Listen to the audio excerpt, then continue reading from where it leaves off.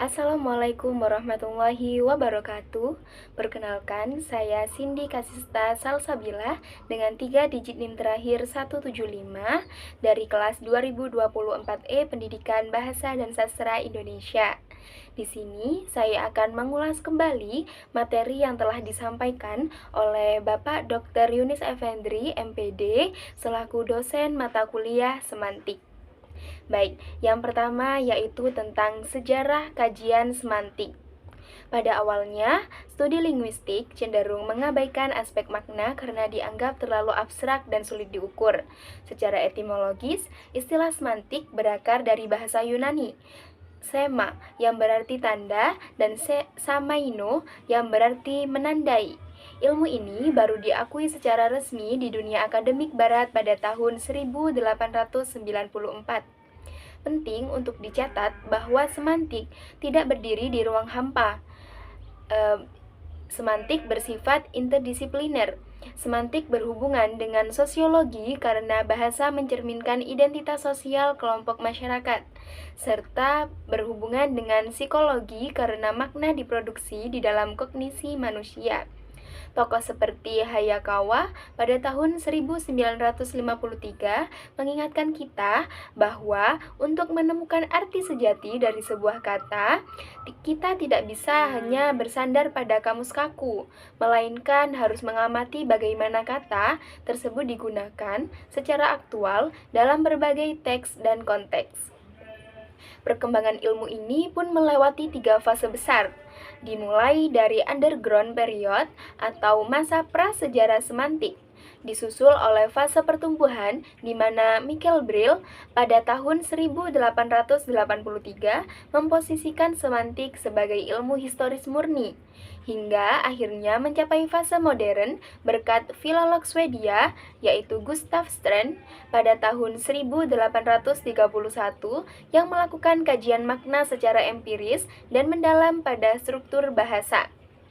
Baik, kita lanjut pada materi yang kedua, yakni tentang konsep umum semantik.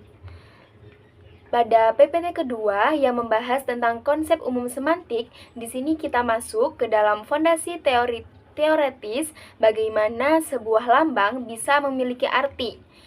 Bapak linguistik modern Ferdinand de Saussure menjelaskan bahwa tanda bahasa terbentuk dari ikatan utuh antara signifian, yaitu wujud fisik berupa bunyi dan lambang grafis, dengan signifi, yakni konsep mental atau makna yang melekat pada lambang tersebut. Mengenai sifat hubungan ini, terjadi perdebatan legendaris sejak zaman Yunani kuno.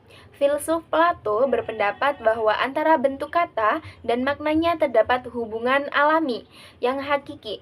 Sebaliknya, Aristoteles menegaskan bahwa hubungan tersebut sepenuhnya bersifat konvensional atau manasuka, arbitrer, berdasarkan kesepakatan masyarakat tuturnya. Pandangan Aristoteles inilah yang kini menjadi landasan linguistik modern. Di Indonesia sendiri, istilah semantik mulai mapan pada abad ke-20. Tercatat dalam Kamus Umum Bahasa Indonesia karya WJS Purwadarminta dan kemudian diperluas secara akademis oleh tokoh-tokoh besar seperti Goris Keraf dan dalam kajian diksi serta Harimurti Kridalaksana. Ruang lingkup kajian ini mencakup 3 level utama, yakni makna leksikal yang melekat murni pada kata dasar, makna gramatikal yang lahir akibat kombinasi kata dalam kalimat, dan makna kontekstual yang sangat bergantung pada situasi komunikasi, yang mana level ini menjadi jembatan pemisah sekaligus penghubung antara semantik dengan pragmatik. Selanjutnya, kita lanjut pada PPT yang ketiga, yakni tentang jenis-jenis semantik. Pada materi ketiga ini, kita akan melihat pengelompokan jenis-jenis semantik. Kita harus memahami bahwa jenis-jenis ini tidak saling menjatuhkan, melainkan hadir untuk menjawab kebutuhan analisis yang berbeda-beda. Di sini ada 8 klasifikasi jenis semantik, beserta tokoh dan konsepnya, yaitu yang pertama ada behaviorisme, deskriptif, struktural, logika, leksikal, historis, gramatikal, dan generatif. Sebagai contoh, semantik behaviorisme yang dipelopori oleh Bloomfield menyatakan bahwa makna terbentuk dari stimulus dan respon. Pengalaman nyata, ilustrasi konkretnya, seorang anak kecil mengerti makna kata panas, bukan karena menghafal kamus, melainkan karena ia pernah mendapat stimulus berupa teriakan, "Awas panas!" saat tangannya melepuh memegang panci di atas kompor. Pengalaman empiris inilah yang membentuk pemahaman maknanya. Sementara itu, semantik deskriptif melihat makna apa adanya di masyarakat tanpa menghakimi benar atau salah.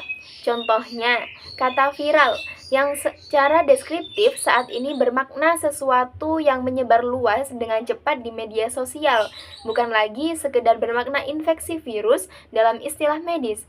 Kita juga mengenal semantik struktural yang memandang bahwa makna kata ditentukan oleh ekosistem atau jaring-jaring kata di sekitarnya. Kata smartphone atau handphone tidak akan bisa dipahami secara utuh tanpa mengaitkannya dengan struktur kata lain, seperti WhatsApp, media sosial, atau kuota internet. Di sisi lain, jenis semantik lain seperti leksikal, historis, logika, gramatikal, dan generatif mengkaji makna dari sudut pandang internal bahasa maupun perubahan ruang dan waktunya. Baik, selanjutnya kita lanjut pada PPT yang keempat, yakni penerapan semantik, linguistik mikro dan makro. Pada topik keempat, kita mengkaji bagaimana semantik diterapkan dalam ranah linguistik mikro maupun makro. Di ranah mikro, semantik menyusup ke seluruh lapisan tata bahasa.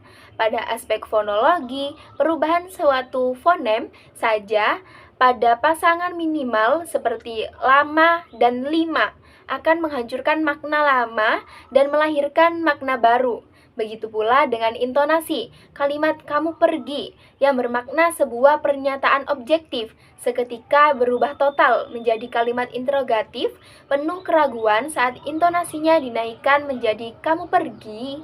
Dalam morfologi, proses pengimbuhan kata ajar menjadi pelajar mengubah makna dasar tindakan menjadi makna nomina pelaku. Di ranah makro yang interdisipliner, penerapan semantik menjadi sangat krusial dalam kajian neurolinguistik. Semantik membantu menganalisis penderita afasia Wernicke, yaitu kondisi cedera otak di mana pasien mampu berbicara dengan sangat lancar secara fonetis, namun kalimat yang dikeluarkan sama sekali tidak memiliki makna atau koherensi. Lebih jauh lagi, di era teknikologi modern, semantik adalah nyawa dari linguistik komputasi. Tanpa pemetaan representasi semantik yang akurat mengenai konteks dan ambiguitas kata, sistem kecerdasan buatan, chatbot, atau mesin penerjemah otomatis tidak akan pernah bisa memahami maksud natural dari instruksi manusia. Selanjutnya yaitu pada PPT yang kelima, yakni tentang konsep umum makna.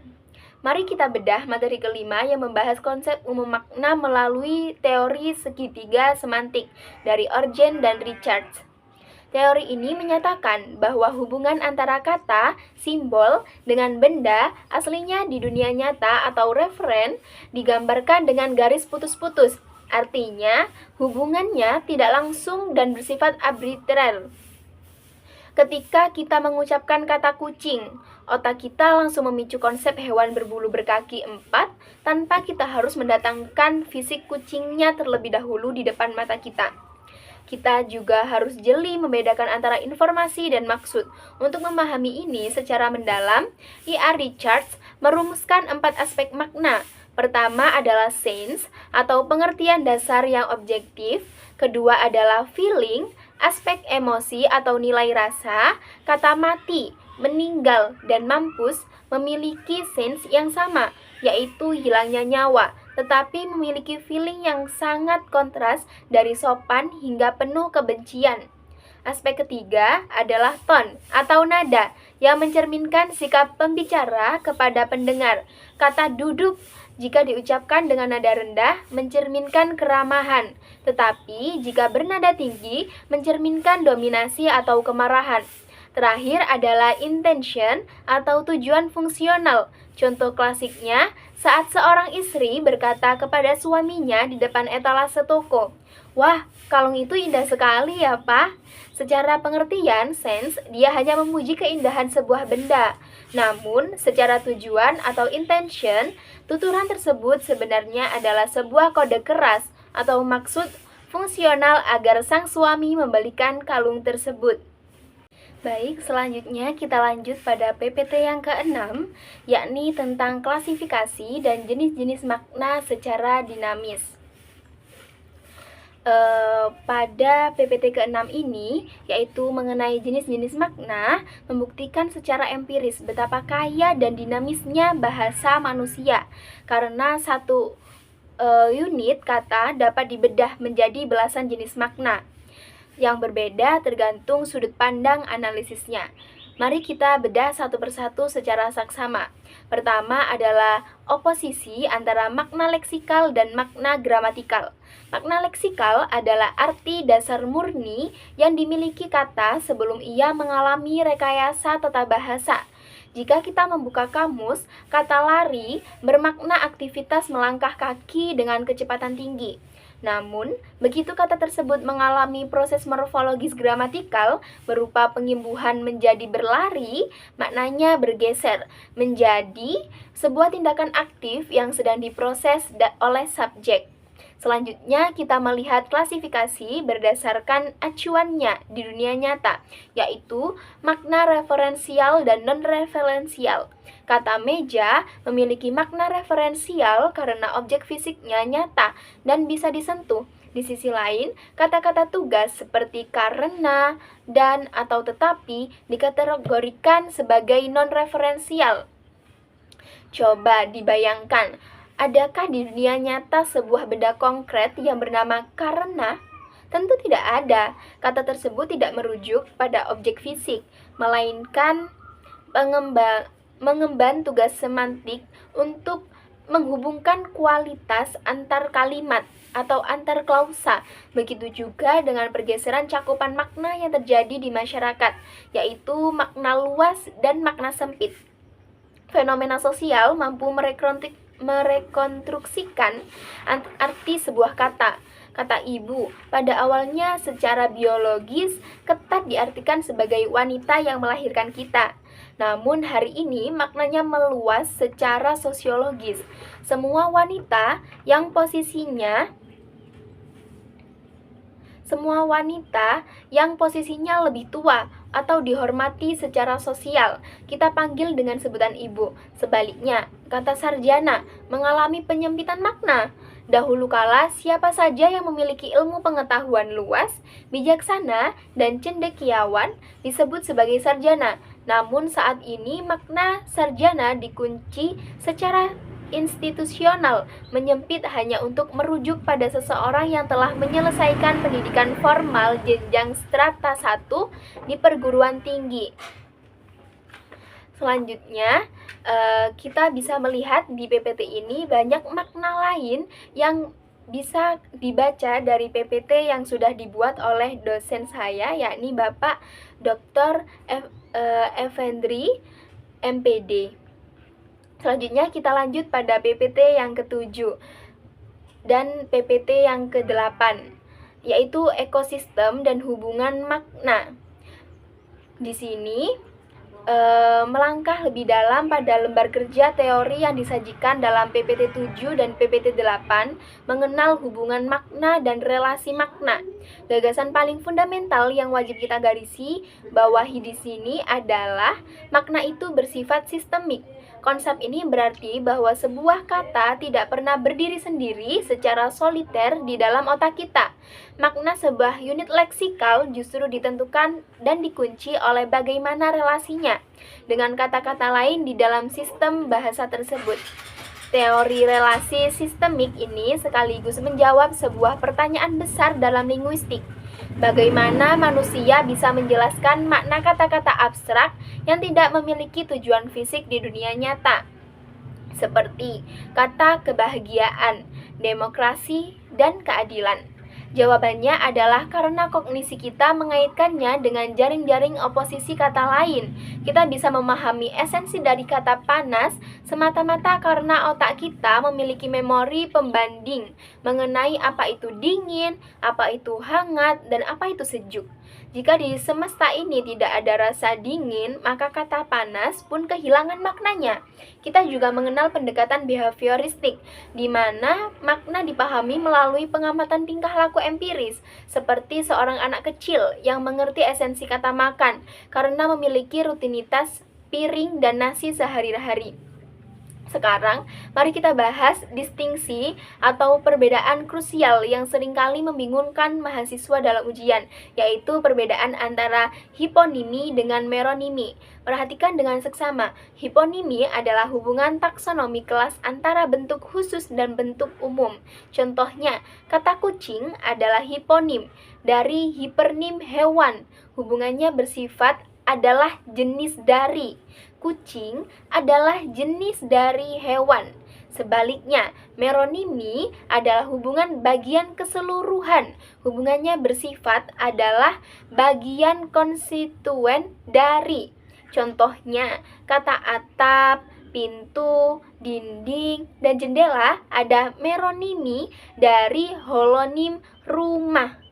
Kita tidak bisa mengatakan bahwa jendela adalah jenis dari rumah, melainkan jendela adalah bagian fisik dari rumah. Permisahan ini sangat penting agar kita tidak salah dalam memetakan struktur semantis bahasa. Distingsi kedua, yaitu terlihat sama karena memunculkan satu ejaan kata yang memiliki banyak arti, namun landasan teoritisnya berlawanan arah. Polisemi terjadi karena satu kata memiliki variasi makna yang banyak, namun seluruh makna tersebut masih berada dalam satu garis keturunan sejarah konsep yang sama. Contohnya kata kepala, ada kepala manusia, kepala manusia anggota tubuh paling atas, kepala sekolah, pemimpin tertinggi lembaga, dan kepala surat, bagian paling atas dokumen. Ketiganya disebut polisemi karena maknanya masih berpusat pada inti konsep dasar yang sama, yaitu posisi paling atas atau kedudukan tertinggi sebagai pemimpin. Sementara itu, homonim adalah dua kata yang secara murni kebetulan saja memiliki ejaan dan pelafalan bunyi yang persis sama. Namun, makna mereka terputus total dan tidak punya kaitan sejarah atau kekerabatan konsep apapun. Contoh klasiknya adalah kata bisa.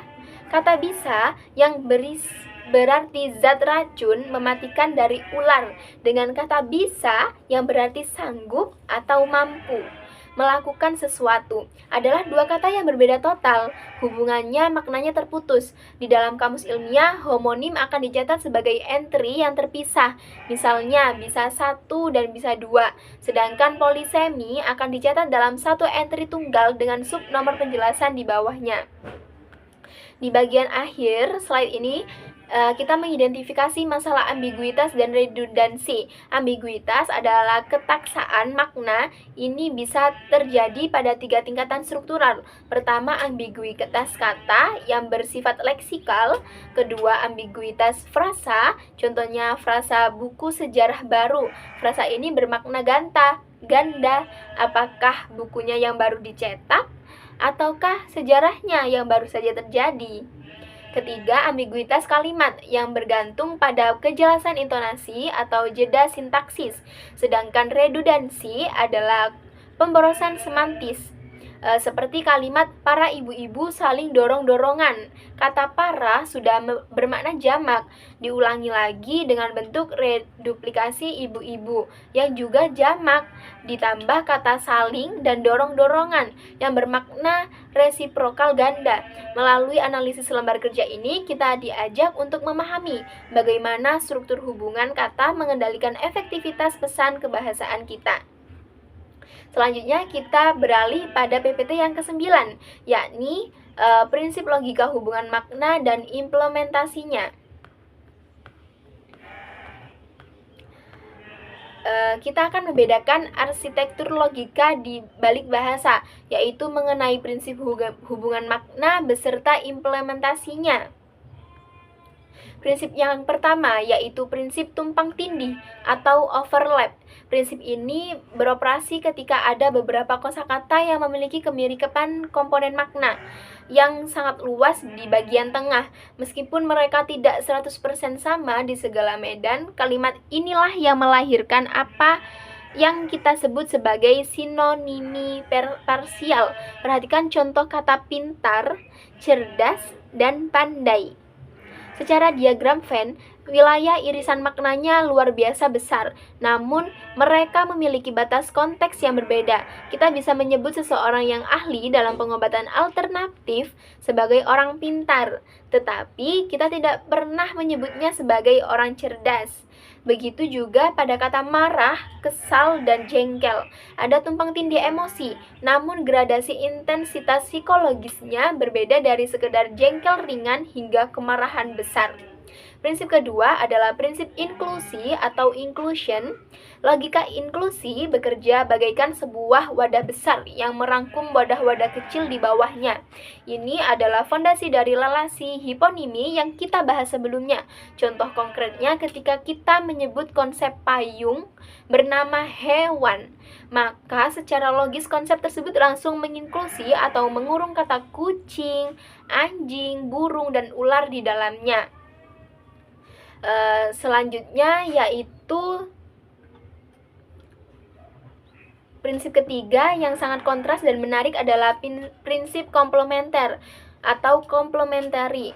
Jika prinsip tumpang tindih menciptakan area abu-abu di tengah, maka prinsip komplementer adalah pembagian binar hitam putih yang mutlak. Logika komplementer menetapkan bahwa dua kata yang berlawanan arah saling melengkapi secara total tanpa ada wilayah irisan tengah sedikit pun.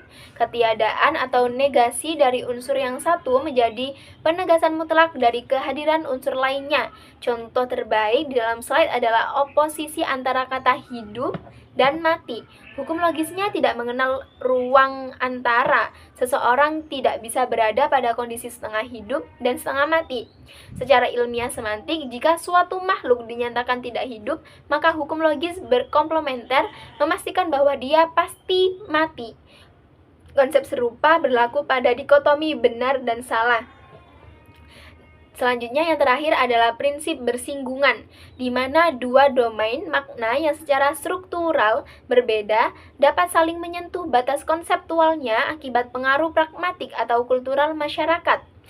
Melalui penguasaan 4 prinsip logika ini, kita diajak untuk melihat bahwa semantik mampu memetakan isi kepala manusia dan bagaimana cara kita mengelompokkan realitas dunia melalui bahasa yang kita gunakan sehari-hari. Selanjutnya, yakni PPT yang ke-10 tentang implementasi dan sintesis akhir kajian semantik.